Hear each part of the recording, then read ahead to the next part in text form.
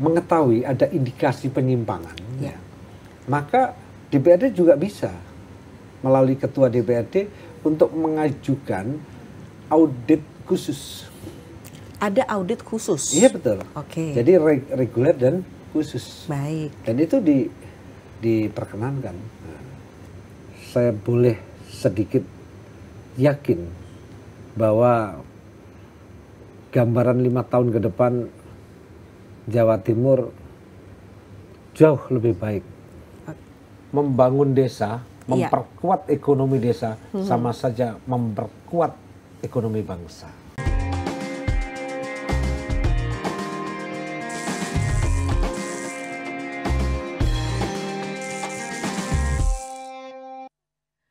Assalamualaikum warahmatullahi wabarakatuh. Dulur Jawa Timur, senang sekali tentunya kami dapat kembali hadir untuk menyapa Anda di Jatim Channel Podcast DPRD Provinsi Jawa Timur. Wah, luar biasa sekali. Saya hari ini dapat berbincang dengan Bapak Haji Agus Wicaksono SOS yang merupakan Wakil Ketua Komisi C DPRD Provinsi Jawa Timur, di mana Komisi C ini membidangi terkait dengan keuangan. Nah, ini beliau dari fraksi PDI Perjuangan dari Dapil Jawa Timur 5 Lumajang, Jember. Pak Agus, matur nuwun Pak, sudah kita bertemu lagi begitu. Iya. Sering-sering ya Pak ya untuk begini, karena menyampaikan edukasi juga kepada masyarakat Jawa Timur. Gitu kan, terkait kebijakan pemerintah provinsi, terkait seperti apa peran DPRD Provinsi Jawa Timur, utamanya Komisi C untuk bermitra dengan pemerintah provinsi, dengan teman-teman di eksekutif, dan juga seperti apa kemudian kita bicara soal kolaborasi dan sinergi, begitu Pak. Betul. Yang kali ini kita akan bicara terkait dengan kolaborasi atau sinergi pengawasan di bidang keuangan. Wah, ini kalau kita bicara ini rada ini ya Pak ya, apa namanya, soalnya ini hal yang sensitif ini ya terkait dengan keuangan. DPRD, BPK atau masyarakat. Siapa yang paling efektif mengawasi anggaran daerah? Nanti Dulur Jawa Timur akan kita perbincangkan di sini bersama dengan Pak Agus Wicaksono ini. Tapi kalau kita melihat begitu ya, kita kulik sisi lain dari seorang Bapak Agus Wicaksono.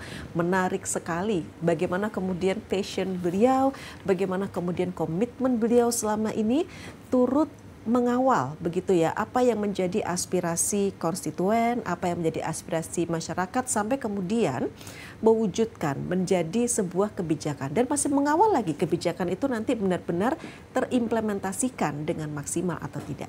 Begitu ya Pak Agus. Betul. Kan dapilnya Lumajang Jember ini Pak. Jember, Pak. Ini dari Lumajangnya sendiri seperti apa kita bicara langkah politiknya Pak Agus ketika itu? Lama kan ya sudah ya kalau ya, saya di Kabupaten Lumajang, ya cukup lama lah Mbak. 3 periode di sana. Dan kebetulan oleh Ketua Umum ditugasi menjadi Ketua DPRD 3 periode di Lumajang. 3 periode Ketua DPRD, wow. Tidak merasa terbebani atau bagaimana Pak? Terbebani iya. Tetapi itu karena tugas ya yang harus dilaksanakan, karena pemenang pemilu pasti mendapatkan kursi ketua DPRD. Nah, kami itu representasi masyarakat juga representasi partai, maka ya harus siap menjalankan amanah itu dengan sebaik-baiknya, dengan penuh tanggung jawab dan berkontribusi terhadap kemajuan dan kesejahteraan masyarakat Lumajang. Baik, jadi Pak Agus sudah sangat amanah begitu ya ketika menduduki kursi sebagai Ketua DPRD Kabupaten Lumajang ketika itu, sampai kemudian Bapak tidak puas hanya di Kabupaten Lumajang saja, tetapi Bapak ingin lebih mengawal aspirasi masyarakat, mengawal kebijakan pemerintahan di level provinsi. Seperti apa kemudian? Bukan masalah puas dan tidak puas Mbak, tapi kami ada aturan di partai kami, 3-4 periode ya harus maju ke jenjang lebih tinggi. Harus ada peningkatan. Biar ada regenerasi. Nah, kalau kita saja ya nanti tetap saja tidak ada regenerasi. Artinya juga mengembangkan potensi yang ada. Iya kan? potensi diri dan potensi di kabupaten, Pak, untuk kemudian diperjuangkan juga gitu ya. Yang berbicara potensi ya, kita masih punya potensi waktu jadi ketua DPRD. Iya. Karena ya punya policy tersendiri. Ya. Oke. Tantangannya kalau sekarang kemudian Bapak kan duduk nih di Komisi C. Betul. Seperti apa kemudian support begitu, artinya dukungan dari partai sendiri, dari PDI Perjuangan? Ya, karena mungkin ini periode yang kedua, sebenarnya ya banyak yang senior, banyak yang lebih punya kemampuan, tapi mungkin partai mencoba saya untuk menduduki pimpinan Komisi C agar fungsi pengawasan utamanya ini benar-benar ditingkatkan. Oke. Karena dengan kondisi ekonomi hari ini, iya, ya memang salah satunya adalah kinerja dari pemerintah daerah berkaitan dorongan bagi OPD penghasil, sehingga tiap tahun pendapatannya ini harus benar-benar ditingkatkan. Betul. Untuk melaksanakan program yang sudah terencana, iya. Mulai dari RPJMD, kemudian tiap tahun pemerintah Provinsi Jawa Timur membuat kebijakan umum anggaran dan prioritas plafon anggaran sementara, kemudian di breakdown menjadi rancangan APBD dan disahkan menjadi APBD. Apalagi kemudian di saat ini di tengah tantangan yang semakin kompleks ya, Pak Agus. Betul. Tentunya teman-teman utamanya di Komisi C begitu yang membidangi keuangan juga harus lebih teliti, harus lebih jeli lagi melihat apa kemudian yang memang hal yang harus dibenahi. Ini berkaitan dengan keuangan, berkaitan dengan biaya pembangunan untuk provinsi, tentu nggak main-main. Betul. Itu makanya sangat penting kalau kita bicara mengenai pengawasan keuangan. Nah, ini kita bicara mengenai keuangan daerah dan pengawasan keuangan. Seperti apa peran DPRD Provinsi Jawa Timur, Pak Agus? Jadi saya ini di Komisi C yang membidangi keuangan dan pendapatan. Ya. Artinya fungsi pengawasan kami berkaitan dengan Perda. Oke. Jadi anggota DPRD ya Jawa Timur termasuk kabupaten kota punya fungsi pengawasan. Apa yang diawasi? Pelaksanaan dari Perda itu. Apakah sudah benar-benar dilaksanakan sesuai dengan rencana kerja pemerintah daerah Provinsi Jawa Timur, termasuk pelaksanaan Perda APBD.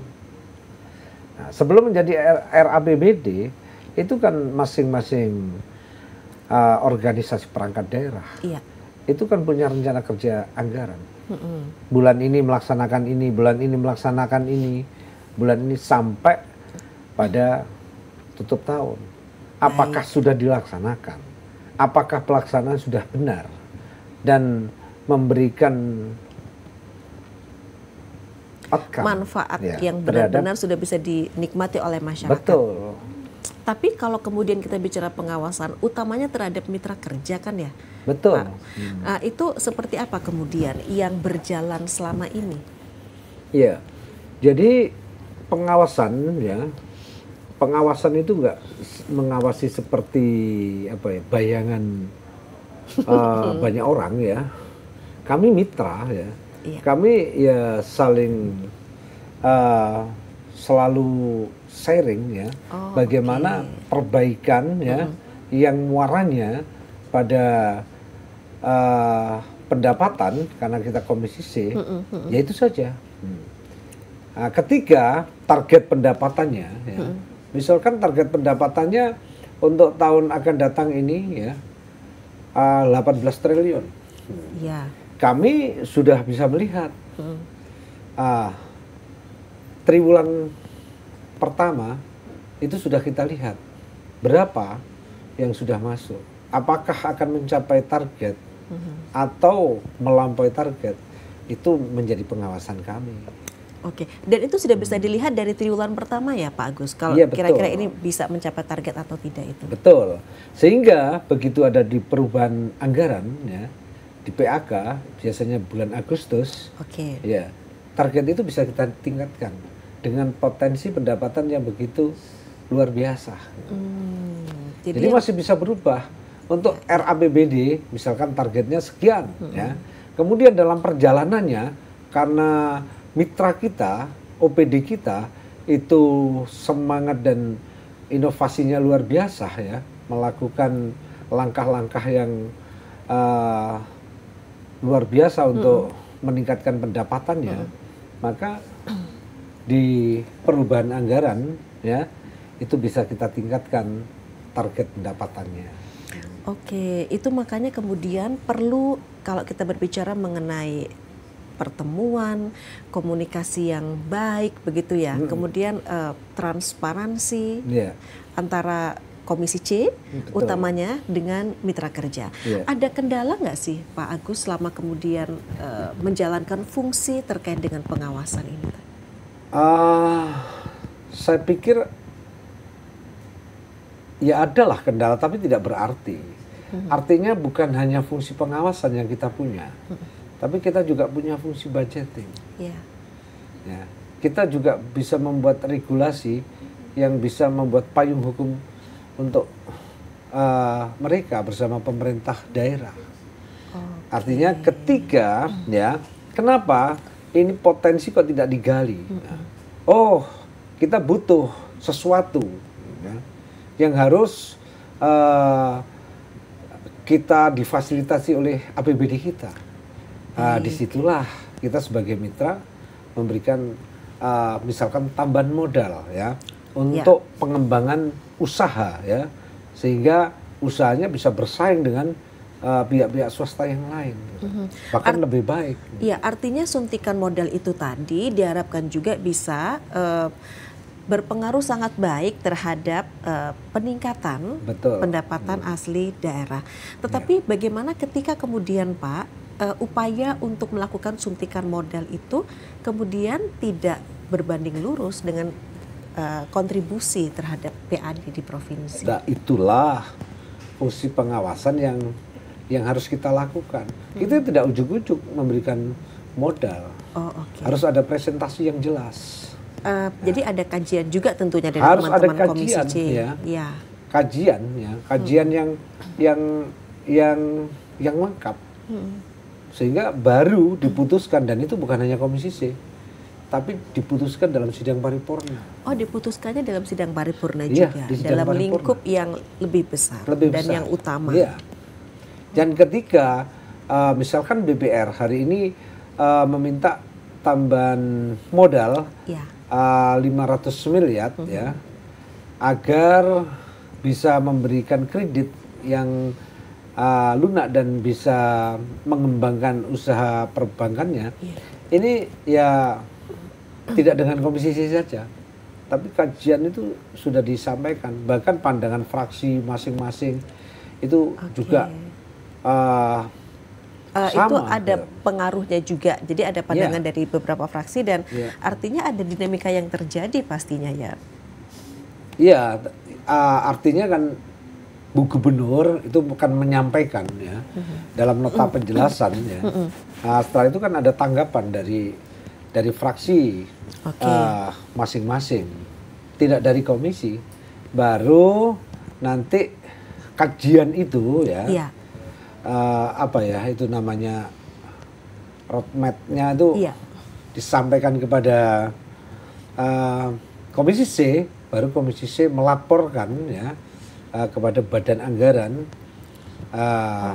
tentang setuju dan tidaknya ya modal ini diberikan kepada BPR Jatim. Oke, contohnya itu. Jadi mekanismenya yang harus dilalui, alurnya itu bisa sepanjang itu. Jadi bukan hanya pengawasan saja, tapi tidak memberikan solusi sebagai mitra. Pengawasan tetap kita lakukan, tapi ketika ada kesulitan ya untuk meningkatkan pendapatannya karena butuh dorongan atau support anggaran, maka melalui kajian yang lengkap ya, maka tentunya DPRD akan memberikan itu. Baik. Dengan kepastian bahwa nanti selain ada profit ya, tapi juga ada pemberdayaan terhadap UMKM kita di Jawa Timur, kan begitu. Oke, Pak. Karena memang saat ini kan kita juga fokus untuk membantu UMKM itu menjadi naik kelas, begitu ya Pak Agus ya. Dan itu tentunya dibutuhkan kerjasama semua pihak untuk bisa membuat UMKM kita itu lebih baik lagi, lebih berkelas lagi dan bisa dikenal bukan hanya di Indonesia tapi juga internasional. Pak, begini, artinya kalau kita bicara soal pengawasan itu tentu yang dikhawatirkan akan adanya penyimpangan, ya kan, penyimpangan terkait keuangan daerah atau anggaran. Itu seperti apa kemudian peran DPRD Provinsi Jawa Timur atau langkah yang dilakukan bagaimana kemudian terkait menyikapi adanya penyimpangan keuangan daerah? Nah, betul. Jadi begini Mbak, fungsi pengawasan kami berkaitan dengan policy, dengan kebijakan, termasuk dalam implementasi program yang sudah disepakati di APBD kita. Tetapi kita berbeda dengan BPK. Ya. Kalau BPK itu rutin tiap tahun menjalankan tugasnya itu melakukan audit. Baik. Hasil audit ya itu akan dilaksanakan oleh pemerintah daerah dan DPRD untuk ditindaklanjuti. Jawa Timur 10 kali berturut-turut mendapatkan wajar tanpa pengecualian. Tapi dengan catatan ada rekomendasi yang harus ditindaklanjuti oleh pemerintah daerah dan DPRD. Itu tugas pengawasan. Tugas pengawasan. Ya. Terus misalkan DPRD mengetahui ada indikasi penyimpangan, maka DPRD juga bisa melalui ketua DPRD untuk mengajukan audit khusus. Ada audit khusus? Iya betul. Jadi reguler dan khusus. Baik. Dan itu diperkenankan. Jadi misalkan ada sesuatu yang ada indikasi penyimpangan, ya sudah. Kita nggak mungkin bisa audit, kita fungsinya pengawasan, ya, kebijakan. Jadi ya itu tugasnya BPK. Jadi sebenarnya kalau kita untuk memperjelas lagi begitu peran BPK dalam pengawasan keuangan daerah itu seperti apa, Pak Agus? Jadi sangat cukup punya peran, ya. Jadi sebenarnya pengawasan atas penyelenggaraan pemerintahan. Ya itu berkaitan dengan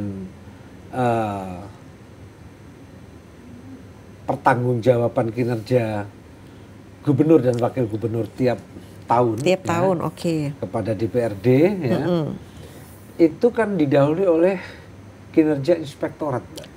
Iya Pak. Jadi inspektorat ini seluruh program, seluruh kegiatan itu teman-teman inspektorat yang melakukan pemeriksaan internal. Ketika ada temuan di inspektorat, maka dengan cepat, ya, Bu Gubernur, Pak Wakil Gubernur, termasuk Pak Sekda, untuk kembali ke rel. Setelah itu masih ada lagi pemeriksaan BPK, yang ini independen. Itu tadi pemeriksaan internal, kemudian independennya BPK. Kalau pengawasan kebijakannya, itu adalah DPRD. Baik. Jadi memang masing-masing itu memiliki fungsi, peran, dan kewenangan yang berbeda-beda, pastinya tidak saling tumpang tindih. Pak, bagaimana kemudian kalau Komisi C itu memaknai dengan adanya laporan hasil pemeriksaan BPK RI atas laporan keuangan pemerintah daerah Provinsi Jawa Timur tahun 2024, begitu ya, yang tadi juga sudah Bapak sampaikan dan kita bahas, opini wajar tanpa pengecualian itu 10 kali berturut-turut, meskipun ada rekomendasi. Tapi bagaimana secara umum memaknai prestasi Provinsi Jawa Timur? Ya, saya selaku anggota DPRD, selaku warga Jawa Timur, ya sangat mengapresiasi BPK sudah 10 kali memberikan predikat kepada pemerintah Provinsi Jawa Timur wajar tanpa pengecualian, WTP, ya. Yang namanya wajar kan standar, Mbak. Jadi nggak boleh bangga pemerintahan ini. Harus kita tingkatkan standar wajar kan. Ya boleh berbangga, tapi jangan terlalu. Karena ini wajar saja gitu loh. Maka kita harus tingkatkan kinerja kita, inovasi kita, bagaimana langkah-langkah konkret, langkah-langkah nyata di masing-masing kewenangan ini bisa mendorong kemajuan, kesejahteraan masyarakat Jawa Timur melalui kekuatan APBD kita yang insya Allah tiap tahun ini akan terus meningkat. Baik, tentunya begini, dengan semangat untuk senantiasa meningkatkan tata kelola keuangan, utamanya bagi pemerintah Provinsi Jawa Timur. Seperti apa kemudian dukungan dari Komisi C ini? Kalau Komisi C itu tidak ada langkah-langkah ke situ ya. Tapi itu inspektorat ini untuk tata kelola keuangan itu mitranya Komisi A. Tapi saya melihat ya langkah-langkah yang dilakukan dari tahun ke tahun ini sudah juga menunjukkan perbaikan. Baik. Ya.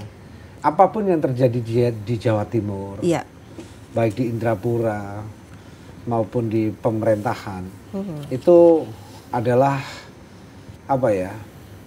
Catatan kita, catatan untuk memperbaiki. Bagaimanapun kritik ya, termasuk pengalaman ya, itu guru yang nyata. Betul. Maka untuk periode ini, baik pemerintahnya maupun DPRD-nya benar-benar melakukan pertaubatan politik, semangat ya, semangat nyata bagaimana mewujudkan harapan dan impian masyarakat Jawa Timur harus menjadi gerbang baru Nusantara. Gerbang baru Nusantara. Iya, gini Pak Agus, artinya dengan semangat kita memperbaiki diri, dengan semangat kemudian untuk meningkatkan transparansi dan akuntabilitas. Bagaimana kemudian dengan raihan WTP 10 kali berturut-turut ini ketika kemudian kita kaitkan dengan transparansi dan akuntabilitas? Ya, itu kan berbicara WTP sebenarnya itu menyangkut akuntabilitas ya. Tetapi bukan WTP itu bersih dari penyimpangan. Itu yang harus dicatat. Bukan bersih dari penyimpangan. Ya, mungkin ada penyimpangan, mungkin. Ya. Nah, artinya itu kan yang harus kita ibaratnya kita harus itu bercermin, ya kan? Kita harus introspeksi. Jadi WTP kita ya alhamdulillah bersyukur, tapi bersyukur itu tidak hanya alhamdulillah ya, tetapi dengan semangat yang lebih ya. Untuk mewujudkan cita-cita bersama di Jawa Timur ini. Gitu. Wajar tanpa pengecualian. Wajar namanya wajar. Berarti standar pemerintahan ini memberikan pelayanan terhadap warga masyarakat. Iya, itu kan supaya kita nggak cepat berpuas diri kan Pak Agus. Iya betul. Jangan kemudian dengan begitu sudah selesai sampai di situ. Iya, padahal enggak. Dianggap sudah maksimal. Jangan. Ketika WTP merasa bangga semua, dianggap apa yang kita lakukan sudah maksimal. Tidak, ini belum maksimal. Kita bisa lebih meningkatkan seluruh sumber daya manusia kita. Ya. Sumber daya manusia kita maupun sumber daya alam kita. Untuk kemakmuran masyarakat Jawa Timur, ya, melalui Gubernur Khofifah Indar Parawangsa dengan Mas Emil. Dan pemerintah Provinsi Jawa Timur juga kan memastikan bahwa dengan adanya opini WTP wajar tanpa pengecualian 10 kali berturut-turut, ini Pemprov Jawa Timur juga akan terus menyelaraskan dengan mengikhtiarkan pengelolaan keuangan daerah itu agar terus membaik. Bagaimana kemudian Pak Agus melihat komitmen dan semangat dari Pemprov Jawa Timur? Saya melihat ya secara nyata, secara konkret. Iya. Pemerintah Jawa Timur ya ini melihat dengan gambaran RPJMD yang dibuat. Tentu saja saya boleh sedikit yakin bahwa gambaran 5 tahun ke depan Jawa Timur jauh lebih baik. Baik dari sisi ekonomi, sisi yang lain termasuk pembangunan, ya, termasuk dalam bidang kesehatan, termasuk dalam berbagai hal yang untuk mendukung pembangunan. Saya mendorong banyak loh ya, juga. Banyak kepercayaan warga Jawa Timur terhadap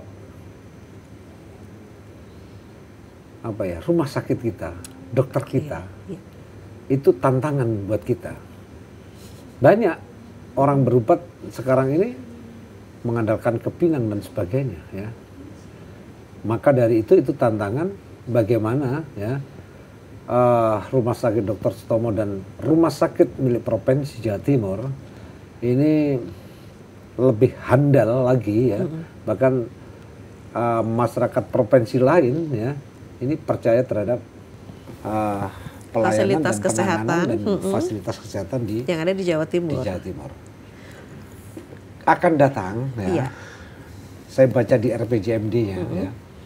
Maka pemerintahan Provinsi Jawa Timur akan membuat program yang cukup spektakuler, tidak hanya program biasa. Tapi program yang membanggakan bagi warga Jawa Timur, utamanya di bidang kesehatan. Lebih detailnya undang aja. Untuk berbicara ya maksudnya supaya kemudian nanti masyarakat yang merasa saya lihat, takjub begitu. Yang saya lihat itu di gambaran RPJMD-nya. Bagaimana penguatan ekonominya di tiap-tiap desa selain instruksi ya dari pemerintah Pak Prabowo untuk mendirikan koperasi merah putih di koperasi tiap-tiap desa kelurahan merah ya. Putih. Kita juga sudah di RPJMD kita bahkan tahun ini ya pendirian BUM Badan Usaha Milik Desa BUMDes, BUMDes ini harus selesai ya. Harus selesai, harus punya kekuatan hukum sehingga untuk tahun 2025 ini pemerintah Provinsi Jawa Timur ini sudah mentransfer dana BUMD ya yang mungkin koperasi atau apa ya. Itu 100 juta per desa. Untuk penguatan perekonomian. Nah, saya melihat ya langkah-langkahnya Pak Prabowo, langkah-langkahnya Bu Khofifah, ya penguatan geopolitik dan geoekonomi melalui pendirian koperasi. Dan itu sebenarnya sudah tergambar lama. Ya. Itu dalam rencana pola pembangunan semesta yang dirancang 360 tokoh waktu itu. Di zamannya Bung Karno. Jadi kekuatan geopolitik dan geoekonomi itu harus benar-benar diperkuat. Betul. Dan artinya sekarang lebih dimaksimalkan. Geopolitik dilaksanakan oleh Presiden kita Pak Prabowo. Dan saya sebagai warga bangsa, walaupun saya dari PD Perjuangan, saya bangga. Tetap kita juga harus mendukung tentunya ya. Seperti apa kemudian program-program utamanya program prioritas yang diprogramkan oleh Kabinet Bapak Presiden Prabowo Subianto begitu ya. Untuk kemudian itu kan sangat bermanfaat bagi masyarakat. Artinya bukan hanya di perkotaan loh, tapi bahkan sampai ke daerah-daerah terpencil juga. Justru itu yang benar Pak. membangun desa ya, sama saja membangun Nusantara ini. Iya. Ya. Masyarakat itu tempatnya di desa ya. Jadi membangun desa, memperkuat ekonomi desa sama saja memperkuat ekonomi bangsa. Baik, setuju saya dengan statement itu. Tapi kita minum dulu, Pak Minum Agus. dulu ya, minum dulu ya. Soalnya ini nggak terasa ini sudah di pertengahan ya. Seru soalnya dulu kalau bicara sama Pak Agus begitu ya. Seru-seru. Bisa-bisa yang jangkauan di luar Komisi C itu juga beliau bisa sampaikan. Saya ingat itu. Gitu ya. Saya mengingat Iya. apa yang dikatakan oleh Alexander the Great. Ya. Alexander the Great itu hebat loh, Mbak. Saya pengagumnya. Bayangkan. Apa salah satu pengagumnya? Iya. Bayangkan umur 33 sudah menguasai 3/4 dunia. Nah, dia pernah bilang begini.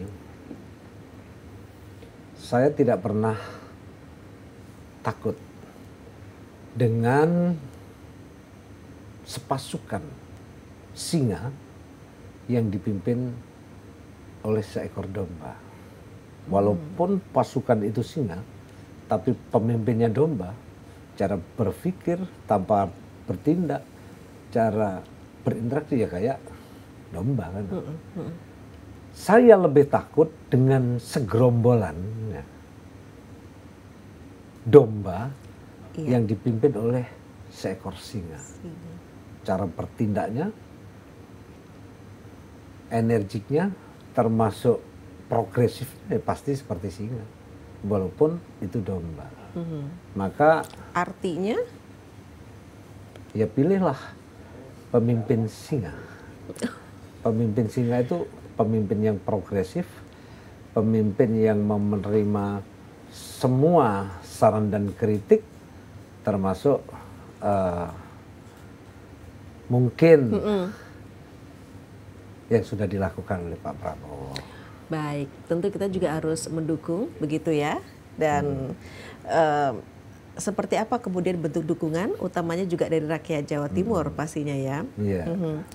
Oke, dan begini Pak, kalau kita bicara soal peran, ini bukan hanya DPRD, tetapi juga BPK dan juga masyarakat seperti ya. Oke, baik. Wah, ini kalau bicara soal pengawasan harus sering-sering minum juga ini Pak, biar maksudnya adem juga kalau biar kita adem. Iya, karena gini, pengawasan itu kan tentu bukan hanya dari DPRD Provinsi Jawa Timur, tadi juga BPK ada dengan fungsi, peran, dan kewenangannya tersendiri. Masyarakat bisa juga kan Pak, kalau kita bicara pengawasan keuangan, pengawasan anggaran, itu seperti apa? Justru keberhasilan program-program pemerintah itu harus ada keterlibatan dari warga masyarakat. Baik. Baik itu aspirasi maupun pengawasannya. Nah, ketika masyarakat ikut terlibat, saya yakin itu adalah kontrol yang luar biasa bagi penyelenggaraan pemerintahan, bagi pelaksanaan pembangunan, termasuk teman-teman wartawan. Semuanya harus terlibat. Kalau memang cinta terhadap bangsa dan negara, cinta terhadap pemerintah Provinsi Jawa Timur. Iya. Jadi artinya di sini DPRD Provinsi Jawa Timur, kemudian BPK dan juga warga masyarakat itu bisa melakukan kolaborasi terkait dengan pengawasan, termasuk media di sini ya Pak? Iya, media. Media itu pilar demokrasi dan itu kontrol yang luar biasa terhadap penyelenggaraan pemerintahan. Kalau kolaborasi itu benar-benar terwujud, saya yakin dan percaya seluruh perjalanan pemerintah ya dalam menjalankan tugas-tugas pemerintahan ini akan berjalan dengan lebih baik, dengan penuh kesadaran, dengan penuh tanggung jawab, sehingga warga masyarakat benar-benar menikmati, merasakan manfaatnya APBD Provinsi Jawa Timur. Tapi tentunya Pak Agus, itu kan ada tantangan nih kalau kita bicara tentang kolaborasi pengawasan. Nah, apa kemudian sih yang harus ditekankan begitu Pak pada kesempatan ini tentang adanya kolaborasi pengawasan tanpa kemudian kita bicara kendala, tantangan, kita tetap mampu begitu loh Pak, bisa berjalan bersama-sama untuk mewujudkan transparansi, akuntabilitas anggaran di Jawa Timur. Kalau kolaborasi sudah terjadi antara BPK dan DPRD maupun pemerintah daerah, dari hasil auditnya secara keseluruhan itu harus ditindaklanjuti oleh pemerintah daerah. Berbicara pemerintah daerah, yaitu eksekutif dan legislatif. Baik. Ada beberapa catatan yang harus diperbaiki, ya, dan itu harus menjadi pedoman, ya, ketika merencanakan proses APBD. Tapi sebenarnya kalau kita bicara pengawasan antara DPRD Provinsi Jawa Timur, BPK, masyarakat, yang paling efektif Pak, siapa? Semuanya efektif. Semua efektif. Iya. Jadi sebelum BPK memeriksa itu ada inspektorat. Iya. Inspektorat itu pengawasan internal, ya. Nah, kemudian dilanjutkan BPK. Kemudian dari BPK itu ke DPRD. Oke. Nah, agar seluruh catatan BPK ditindaklanjuti. 60 hari, ya, dari hasil audit tidak dilaksanakan, maka itu akan ditangani oleh aparat penegak hukum ketika ada kerugian negara. Oke, itu yang harus difahami terkait dengan pengawasan keuangan, DPRD, BPK atau masyarakat, siapa yang paling efektif mengawasi anggaran daerah. Ternyata semua efektif ya Pak Agus ya. Jadi kita bisa berperan bersama-sama begitu ya, tentunya untuk mewujudkan pembangunan Jawa Timur yang lebih baik tentunya. Dan sangat bermanfaat bagi masyarakat. Pak Agus Wicaksono, nanti kapan-kapan dilanjut lagi ya kita berbincangnya, tapi pasti nanti kita membahas tema yang lain loh Pak Agus. Nggak kapok kan Pak? Nggak kapok datang ke sama sekali. Nggak kapok ketika hostnya itu Tika ya. Terima kasih Pak Agus, kita kan kolaborasi Pak, media dengan DPRD Provinsi Jawa Timur. Menyenangkan juga lo bicara sama Pak Agus, jadi saya juga semakin menambah saya lebih senang juga. Baik, Bapak Haji Agus Wicaksono, SOS Wakil Ketua Komisi C DPRD Provinsi Jawa Timur dari fraksi PDI Perjuangan. Terima kasih Pak Agus. Sama-sama Tika. Sehat dan sukses selalu tentunya ya. Amin. Baik, dulur-dulur Jawa Timur, demikian perbincangan dalam Jatim Channel Podcast DPRD Provinsi Jawa Timur kali ini. Terima kasih atas kebersamaan dan perhatian Anda. Saya Mustika Ratna, sampai jumpa. Wassalamualaikum warahmatullahi wabarakatuh.